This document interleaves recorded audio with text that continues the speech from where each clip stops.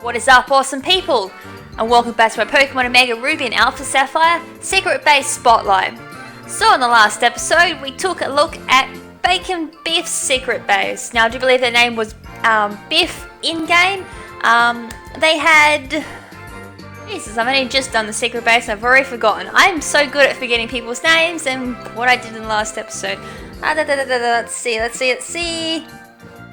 Nah, I got nothing. That's awesome.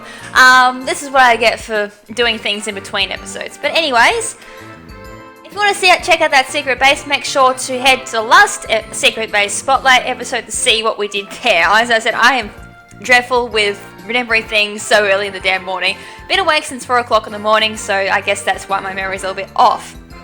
So, in this episode, we're having a look at another Secret Base, of course. And this one is being suggested to me by Susanne. Now this one was sent to me through my Facebook. So this is my Secret Base, hope you enjoy. Now this person, I do believe, I think the first time I saw this person was over on a live stream over on Pit Knight's channel, and they've actually come over to my channel. So they're both on Pit Knight's channel as well as my channel, which is really cool. Now look at that, I can remember when I first saw this person in general and where I first started interacting with this person, but I cannot remember names, so a good chance I'll actually forget this person in the next episode, which will be not cool, but I've got a weird way of remembering things. But anyways, there is a more closer up of their QR code if you want to have a look at this Secret Base. Now, one thing I've got to mention, I did have a quick look at this Secret Base because they actually said that they've changed their QR code since I first originally scanned it. Oh my freaking god, I'm looking forward to checking out this Secret Base and having a wander and gander around it. Hopefully it hasn't done a little fritz out on me since I did go check it out beforehand. I'm hoping it hasn't because freaking hell, this is a really good Secret Base. Alrighty, so level restrict has to be turned on apparently just for a bit more of a challenge. My mind though, there's a bit of a challenge with the Secret Base itself. So this one is out on Route 114. Now the ironic thing is here, there's a little bit of story here. In the original Ruby, Sapphire and Emerald games, where the Secret Base is actually set is, ironically, where my Secret Base was back in the old days.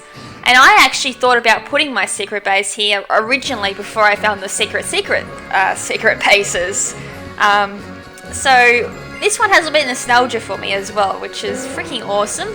I do love bases that give nostalgia feelings to them, especially that one Secret Base with the berry blender, that was awesome. So it's in this little tree here, and as I said, this is where I actually set my Secret Base back in the original games. Right, so the first thing I notice is the panels. If you've got the room to do it and you have these things, make good use of them because they definitely can help making a Secret Base. Alrighty, so I've got the, of course, force up panels here, the force left, force right, force up, and I'm trying to remember what the red ones are, but there's also a teleport warp there as well. So from what I can remember from just quickly doing this, I need to head this way, head up, straight into this will warp me back, or warp me to this panel here. So this is what I really like about this base. To actually get here, you need to head to another warp panel. So the proclamation here is an inverse battle. So finally we've got someone who's going to step away from the single battles and do an inverse battle. So of course I'm out of whack for inverse battles. So this is going to be really whacked out. Alright, so level release is going to be turned on, so no level restrictions. And this lead Pelipper is the lead, so I can see what the levels are. And I'm going to take on a grunt straight away. Oh wait, no, this is not a grunt, this is actually Susie! Oh crap. Well, I'm going to have flowering plant regardless of my base. Ah, Jolteon, why are you cute? Just so cute.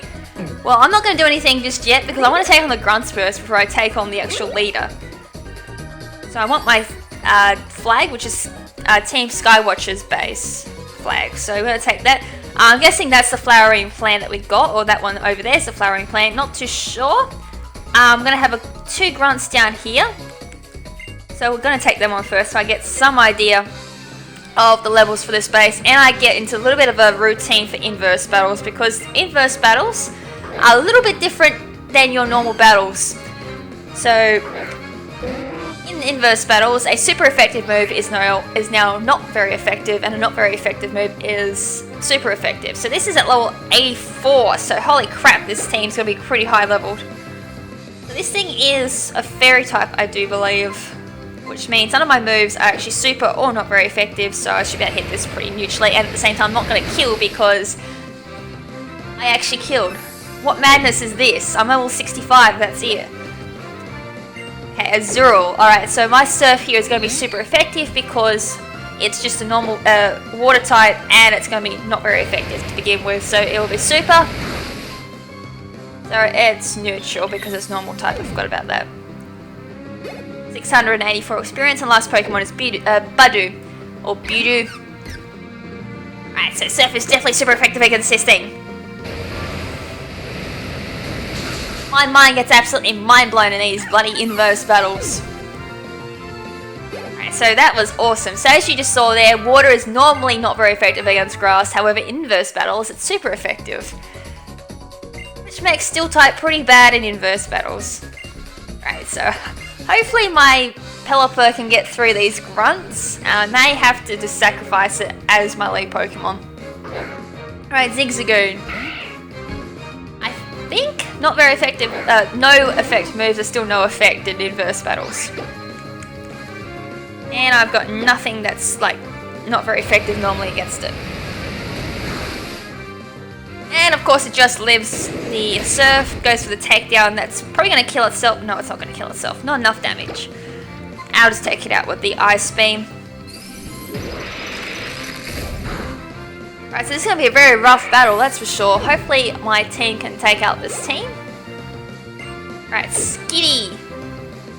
Right, this is probably a normal type Pokemon, which is going to be a big pain in the rear side. Might just go for the Hurricane here. That's Skitty down. The last Pokemon is Electrike, so I can just go for the Hurricane or even a Fly here. That'll be super effective. Thunder, any of its electric moves are not very effective against my Pelipper. It'll be 4 times resistant actually, thanks to the inverse rules. And that's Electrike down. Tell you what, if you're not used to inverse battles, you're going to get absolutely wrecked if you come across one of them. First time inverse battles were introduced was actually in X and Y, so aye. Alright, so let's talk to this lady. She will have Zigzagoon lead. She'll have Skitty. And probably a Budew. Budew. Tomato, I suppose. I don't know. Anyways, let's go for the Surf on this Zigzagoon. It probably won't kill. Probably just go for the takedown. Yes, what it does. NPC Pokemon are kind of predictable after a while. It's still just going to miss out on the KO there. So Ice Beam's going to take out that Zigzagoon, which is sweet. So that's 1 down. I'm pretty sure Skitty will be the next Pokemon. And I'm pretty sure Budew will be the last Pokemon. And I'm just going to go for a Fly here. Alright, so Double Edge will be its move, which is another recalling move. So if I just manage to miss out on the K, well, I'll take that pretty well. Captivate. You're annoying. Special attack's going to harshly fall. Oh, that's excellent. Go for a Fly. Hopefully Electrike is the last Pokemon.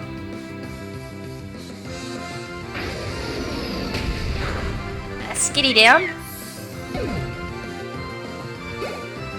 Just the okay, Electrike is the last Pokemon, so nice. So let's go for a Fly on this one as well. That should take out the Electrike.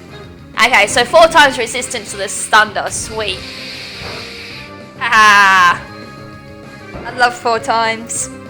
4 times weakness sucks, but 4 times resistance rules. That's Electrike down.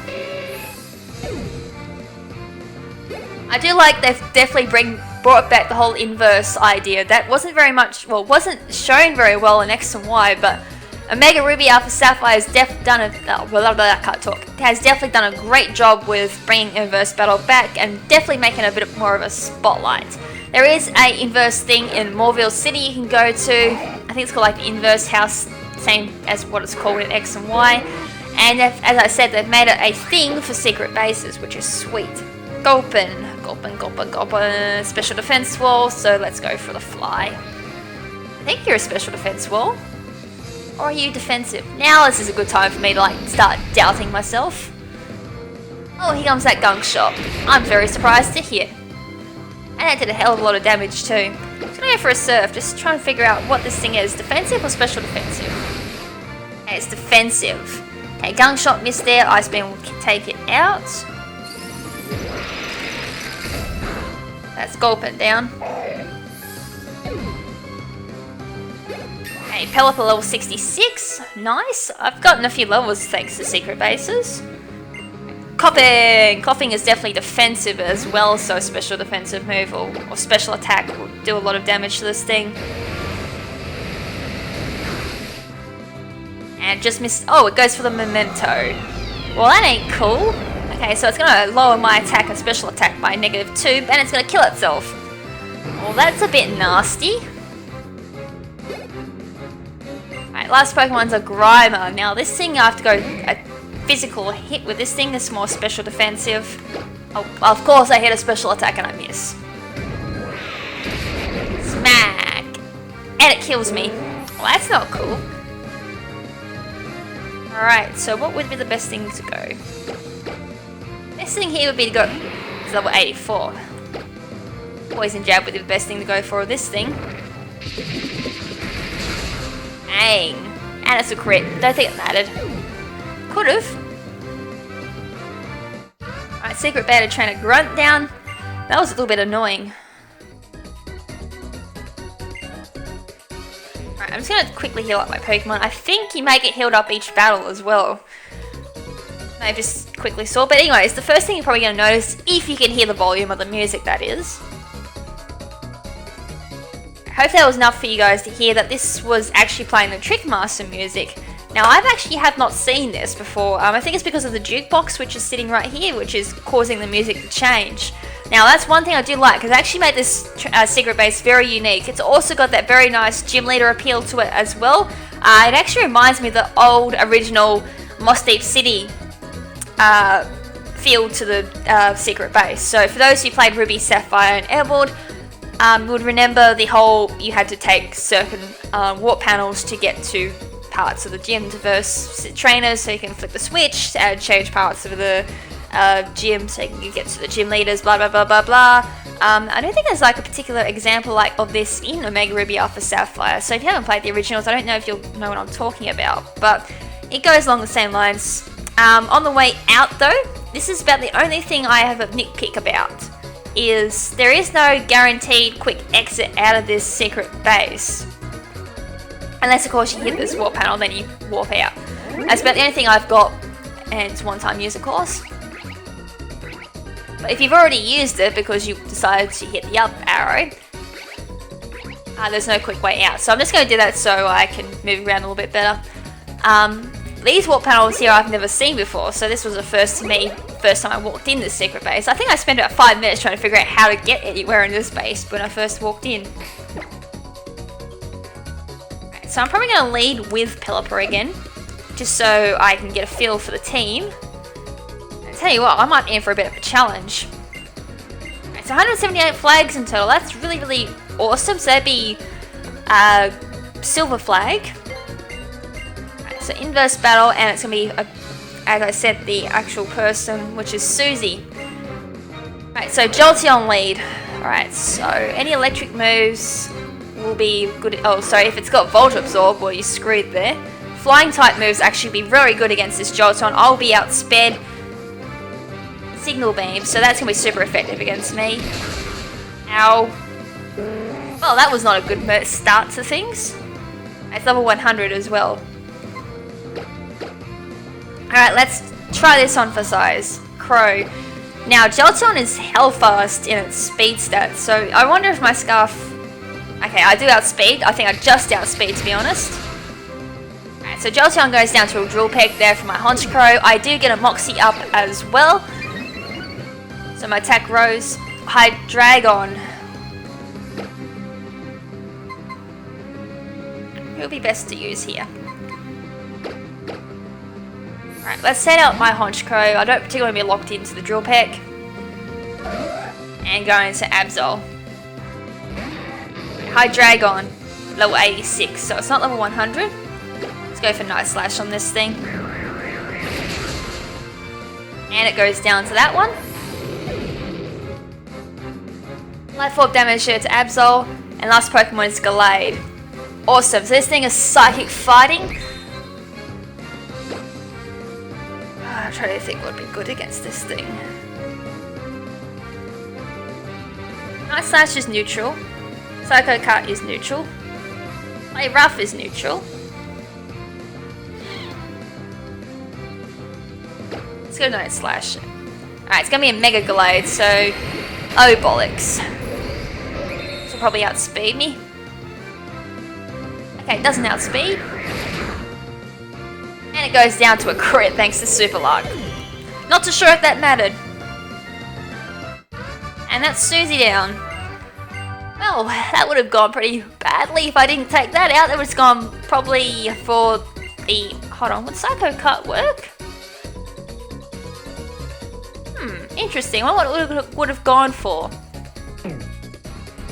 I'm not trying to figure out what Gallade could have done to Absol because close combat would have been not very effective. Psycho Cut usually is no effect, so wondering what that would have done. What else would have had? Now I'm going to be pondering about that for a while now. Oh, frick. Well, because I buggered that up. I'm going to go this way. And down here. Oh wait, did I actually... Oh crap. I forgot to actually review the base, didn't I? Alright, so I think I said it at the beginning here, probably this is like my only nitpick about the base is if you want to get out quickly, you've really got to take out all these warp panels, because if you do actually hit this teleportation thing, it's out for good. So you have to like continuously keep using those warp panels to get out.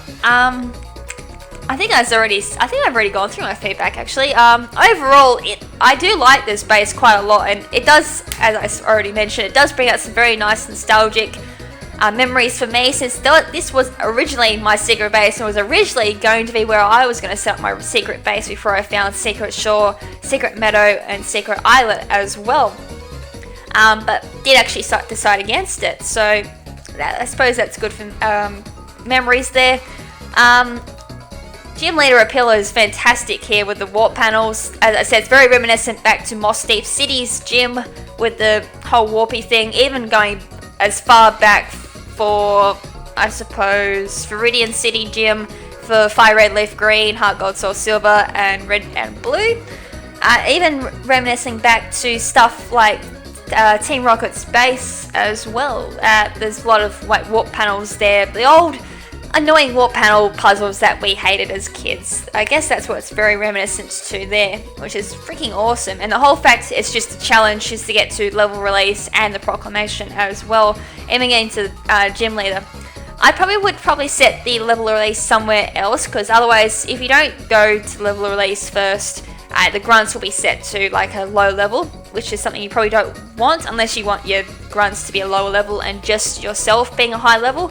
I don't know if that was the the appeal you're going for to begin with, but I suppose it works. You can have your grunts at a lower level, get the feel of inverse battles first, then going for the level release, turning it on, and then challenging the leader.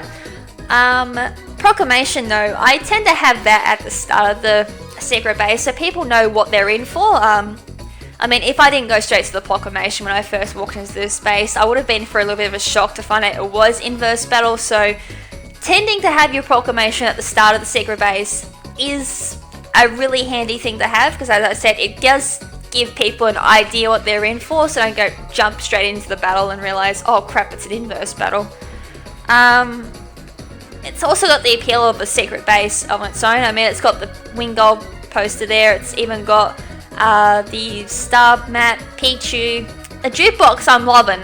That is completely dope. I love the jukebox, and if it's got the effect that I think it has, where you can change the overall music for your secret base. So far, as I said, this is the only secret base that I've found to have the music change. I think it's the jukebox that it's doing, which is freaking sweet. I do want to know where you actually get that. And it's even got the bed here, and I think, as I've already mentioned, I think you do get healed each battle. Pikachu poster up there, your Pokeball table here. It's definitely a cozy secret base. It's one half personal base and the other half is a gym. I mean, as I said, overall I do love this base. So far this is the best base that I've actually found. It's definitely got both. It's got a very nice gym leader appeal. I do love this whole puzzle here. It's a shame you couldn't expand it a little bit more, make it a little bit bigger. Probably have a few more teleportation warps. Probably have like a couple laying around as traps, and then probably, if you can, probably sending your leader all the way up here maybe, and have a teleportation warp right next to you, so you bring your player all the way back down to the end once you've made it to the end, which would make it very, very nice. But as I said, it comes down to having the resources as well. I think for a base this size, I think it's a limit of 20, but you'd have to give up a few things for that. But that's just throwing some ideas out there anyway. But overall, I don't really have any nitpicks except for if you use that teleportation warp early by accident, you actually have to go through and step on these things a few times to deactivate them, so you can actually walk through to the start of the base again. But yeah, that was a really cool secret base. As I said, it's probably my favourite secret base by far so far in the Spotlight series. Alright, so let's head back to my secret base and just conclude the Spotlight series, which is, as I said, this has been freaking awesome. So while I'm flying back, if you want the QR code for this base, there it is right there, so you can scan that QR code, bring that secret base up. It's on Route 114 in a little tree, just in the lake as you're walking down the bridge. And I'll just head back to my secret base and give out my QR code. Also, if you do want to submit your QR code to me for a Spotlight, you can submit them either to my Facebook page or to my Twitter account, which is just at Lady KrimZen as shown on screen. As I said, I do have a big list of QR codes to go through, so once I finish this episode, I actually have to go through and scan about another 15 of them. I can only do 15 at a time because that's the limit on favourites you can have for secret bases, and as I said, I've got 15 plus pending at the moment, so it's like insane amount of requests at the moment. And I'm standing in the wrong spot, which is awesome because I wanted my QR code up as well. So for those who want to scan my QR code, again, my base is more focused on experience farming with a level 100 Ordinos. It's a triple battle as well, so you should be able to get more Pokemon popping up, otherwise it's just 3, I'm not too sure. So just want to scan my QR code for that, that'll be sweet. They do have Bestow as well, so you should get a lucky egg at the end of the battle. I'm not too sure. I haven't actually tested this yet, so hopefully it does work the way that I want it to. So if you want to scan that, that'd be awesome.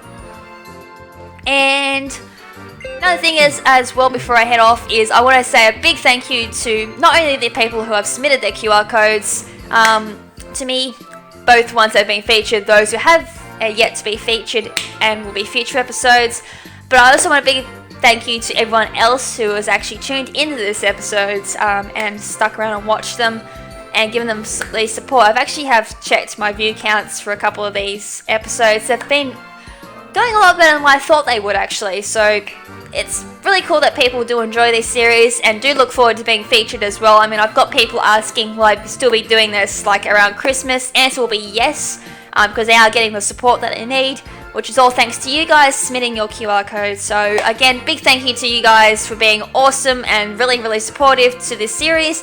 I didn't actually think this series would get a lot of support, but it turns out it has. It's been a little bit more, I guess, a little bit more popular than my Safari code. My Friend Safari Exchange series, which really, it was quite hard setting that up because of the whole need of friend codes and being online at the same time. This, however, is a lot easier. I kind of wish they utilised the QR system for friend safaris back in X and Y, but I guess it was just a whole advance in technology on that. And really, I do like this feature a lot. So anyways, this episode's been going on for quite some time, so I guess I'll wrap it up now, and if I've forgotten anything, then oopsies. So anyways, thank you so much again for the second time, or whatever time I've said this, for taking the time of your day to check out this episode. And if you haven't already, make sure to check out my previous episodes for my walkthrough. Character Catch series and contest guide, as well as Spotlight series for a Mega Ruby Alpha Sapphire. If you like what you see, make sure to stick around for future episodes. And until next time, hopefully the episode won't be as long as this. This is Lady KrimZen saying ciao for now, but not forever.